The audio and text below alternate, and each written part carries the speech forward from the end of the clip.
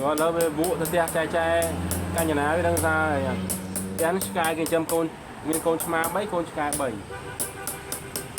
đây là cái không nơi nào nhưng rồi hót về vụ trôi mà rồi trai trai đây tính cho đó họ thằng này họ trai rồi họ sky đây này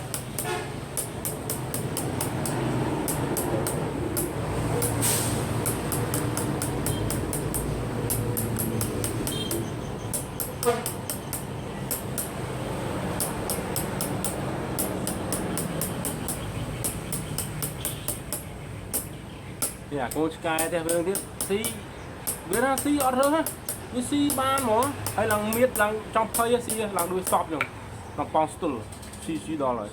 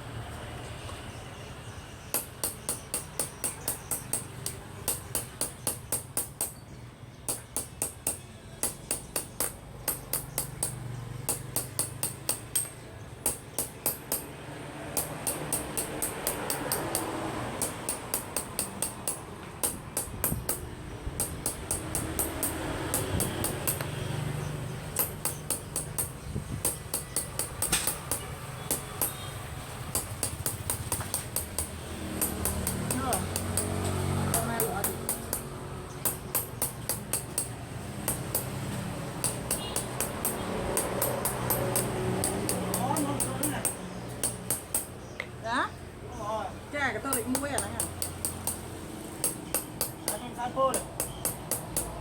Đó. Nên là này nó do lấy tu dừng mua này ta. Ồ, miền hòn cả tiệu tốt đấy. Miền hòn. Một cái tụ này hay đặt cái tụ này tại gặp mày đặt cái tụ cô rồi.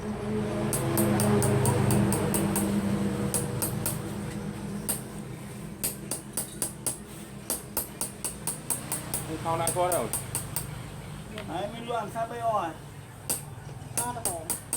làm sao Đây nhóm chơi tập play tinh thỏng với miền hòn không cả. ăn cái lấu Anh bay cái ló bay con về à.